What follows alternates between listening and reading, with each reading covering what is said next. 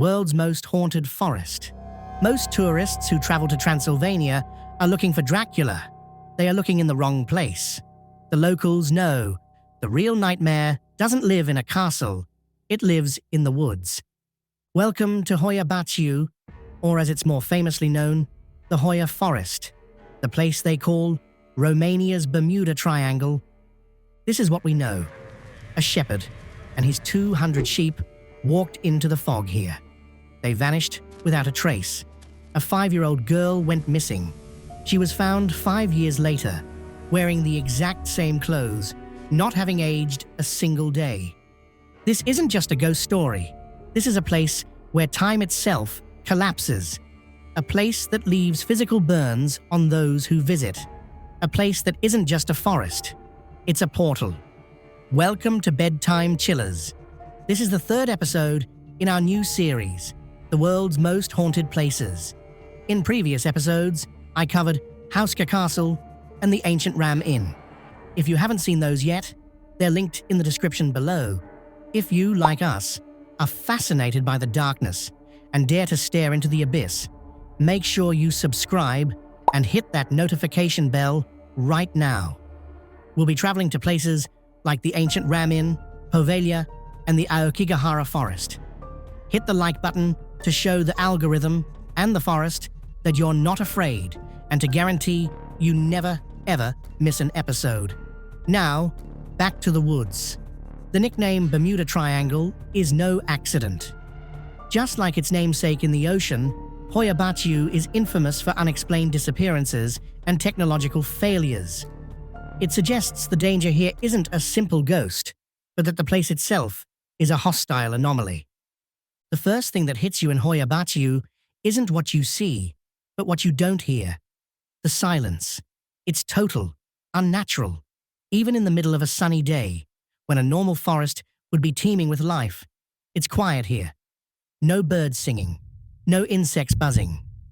It's a heavy, deafening silence that settles over you like a blanket, and the only clear pulse is your own.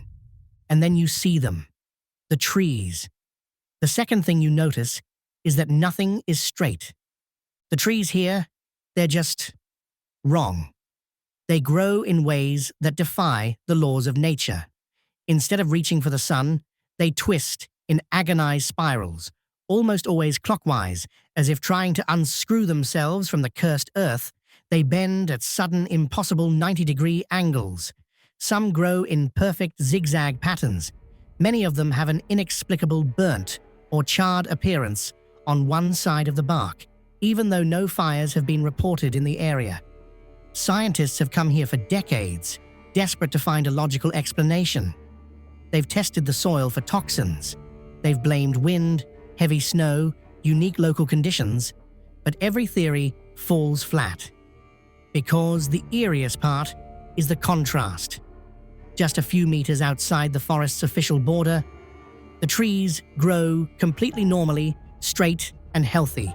It's as if an invisible, circular boundary has been drawn in the ground, and everything inside it is tormented by an unseen force. Some trees are more than just twisted. They're inviting. They grow in pairs, their branches intertwining tightly to form perfect, almost architectural archways. Locals and the guides who dare to venture here point to these as literal portals. It's as if the forest itself, in its agony, is trying to show you the way to the other side. The environment here isn't just a backdrop to the myth. It is the myth. This fear is ancient, rooted deep in the soil itself. The forest bears the name of its first and most famous victim. The legend, whispered from generation to generation, tells of a shepherd named Hoia Baciu. Centuries ago, he led his flock, a flock of 200 sheep, into the fog that often creeps between the twisted trees. He never came out. Search parties were sent. They found nothing. No man, no sheep. Not a single bone. Not a tuft of wool. Not even a shepherd's staff. It was as if they had never existed. As if the forest and its misty portal had swallowed them whole. A man can get lost. A man can be attacked by predators. But 200 sheep, they don't just vanish. That isn't a disappearance, it's an erasure. This ancient legend establishes the first and most fundamental fear of Hoia Baciu, that you can walk in and simply cease to exist. But if the shepherd's fate was erasure, the most terrifying legend, the one that truly defines Hoia Baciu's power over reality itself, is much more recent and much, much worse. The story, now a central part of the forest's mythology, is about a 5-year-old girl. She was playing at the forest's edge. Just like so many other children, she disappeared. The search operation was massive. Police, dogs, hundreds of volunteers. They combed the forest, but found nothing. The family mourned. The years passed. Life moved on. Exactly 5 years later, another family was walking through the same part of the forest. And there, crying by a twisted tree, sat the missing girl. She was alive. She was wearing the exact same clothes as the day she disappeared. Clothes that were neither torn nor dirty. And most horrifying of all, she had not aged a single day. She was still 5 years old. When the shocked onlookers asked where she had been, she said she had only been gone for a few minutes. She had no memory of the 5 years that had passed for everyone else. This is the second and more sophisticated trap of Hoia Baciu. The shepherd represents total annihilation. The girl represents something worse, a loss of time and identity, to come back, but to come back wrong. She was a living ghost, a paradox. Either way, if the forest takes you, you lose. At the heart of Hoia Baciu is a place feared more than any other. It is the epicenter, the place that the other twisted trees seem to point toward. It's known as Poiana Rotunda, the round clearing. Stepping into it is a shock. From the dense, dark, claustrophobic woods, you suddenly step out into a near-perfect circle of open ground. And in this circle, which measures about 100 meters, 300 feet in diameter, absolutely nothing grows. No trees, no bushes, just grass. It's an unnatural clearing, a bald spot in the heart of the forest. Locals believe the place is cursed, that it's where the dark forces gather, and that it's home to the most intense paranormal phenomena. And this is where it gets scientifically creepy. Scientists, convinced there was a logical explanation, perhaps a toxic soil patch, perhaps a rain shadow, have taken hundreds of soil samples. They tested the soil in the clearing and compared it to the soil just 5 meters away, where the tormented trees grow densely. The result? There is no difference. None. The soil in the clearing is perfectly normal, rich in nutrients. Yet no tree, no shrub, has grown there in what is believed to be centuries. This scientific paradox is what gives the myth its power. When science investigates a mystery and fails to find a rational explanation, it doesn't make the mystery weaker, it makes it stronger. This scientific vacuum is the perfect breeding ground for theories of curses, portals, and, as we'll see, UFO landing sites. In the 1960s, in the shadow of the Cold War, scientists began to take a serious interest in Hoia Baciu, not for the ghosts, but for the measurable anomalies. One man led this research, biologist Alexandru Sift. From 1960 onwards, Sift, a respected academic, spent countless hours in the forest.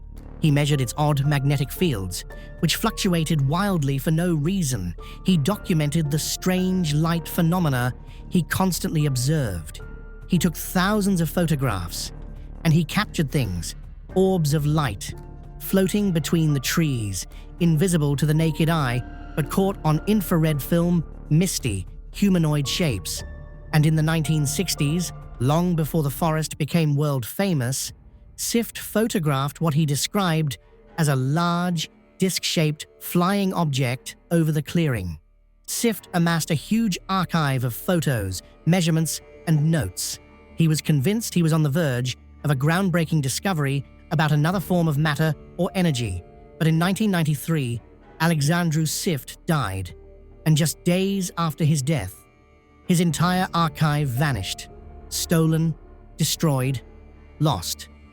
His colleague, chemistry professor Adrian Petrutz, managed to save some of Sif's photos and publish them in 1995, but most of Sif's life's work is gone.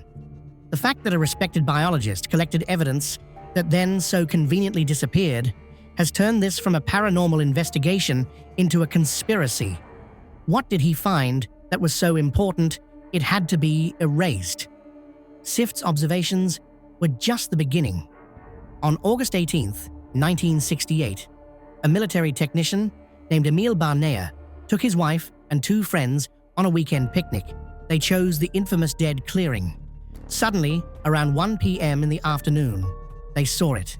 An enormous silver disc-shaped object hovering and maneuvering silently over the trees. Barnea, a military technician, did what he was trained to do. He documented. He took several crystal-clear photos. Now, we have to understand the context. This was 1968, in Nicolae Ceausescu's communist Romania, a totalitarian state where the Securitate, the secret police, had ears in every shadow. The truth was what the state said it was. Believing in the paranormal, or even worse, UFOs, wasn't just eccentric, it was subversive. It implied a power beyond the party's control, a sign of mental instability, or worse, Western decadence. Emil Barnea, a military technician, had nothing to gain. He had everything to lose: his job, his reputation, his family's safety. But he did it. He turned over the photos, believing the truth was more important. And the consequences, as sources describe them, were terrible. He was immediately fired. In a state where your job was your identity and your declaration of loyalty, this was a social death sentence. He was branded a fool, a liar, a pariah. But his photos, they have never been debunked. They are taken on physical film, in broad daylight, by a trained technician. They remain to this day some of the clearest, most credible UFO photographs ever taken. The fact that he was willing to sacrifice his entire life for what he saw is, for many, the ultimate proof. He documented something real, and this is where we must separate the past from the present. Hoia Baciu isn't just a place of old legends and UFO photos. It's a place that reacts to visitors. Today, right now. The thousands of testimonies collected from tourists, guides, and investigators paint a frighteningly consistent picture. It starts psychologically, as a thin crack in your consciousness, a sudden, overwhelming feeling of anxiety, welling up from nowhere. And the famous feeling of being watched, is an understatement. It's the feeling of being hunted. The heavy, unnatural silence you first noticed transforms into a pressing expectation. Something is watching you from the twisted trees. Then, the technology begins to die. It's almost a ritual. The forest disarms you. Fully charged batteries in cameras and phones, your tools for documenting, your light in the dark, drain in seconds, compass needles spin wildly. Your GPS stops working. You are now isolated, and time itself seems to lose its meaning. Visitors report being in the forest for what they believe is 20 minutes, only to emerge and find that several hours have passed. Just like in the legend of the 5-year-old girl, the forest has taken your time. And then, the attack becomes physical. Once you're disoriented and disarmed, the forest begins to mark you. Visitors come out with symptoms they didn't have when they went in: sudden throbbing, migraine-like headaches, waves of intense nausea, and above all, the inexplicable marks on their skin. We're not talking about mosquito bites. We're talking about angry red rashes that flare up on covered skin. We're talking about the infamous scratches, often in parallel lines of 3, as if raked by an invisible claw, and in some extreme cases, burns, clear, painful blisters that appear from nowhere, as if touched by an invisible fire. But those foolish enough to stay after dark, they see what the forest truly hides. The shadow figures, which were previously just a feeling in the corner of your eye, now seem to detach themselves From the dark tree trunks, humanoid forms that flicker in the periphery. The famous orbs of light, which Sift photographed, now float silently between the trees like spectral sentinels. And they hear things. Clear, disembodied whispers right over their shoulder, but when they turn, no one is there. And most terrifying of all, the sound of women. Sometimes laughing, a mocking, shrill sound. Sometimes crying, like a child, in a desperate attempt to lure you deeper into Romania's Bermuda Triangle. The breadth of these phenomena is what makes Hoia Baciu so unique. It's not a single type of haunting. It attacks your mind, your body, and your technology simultaneously. It's less like a haunted house and more like walking into a high radiation zone or an interdimensional bleed. So, what is it? What is happening in this forest?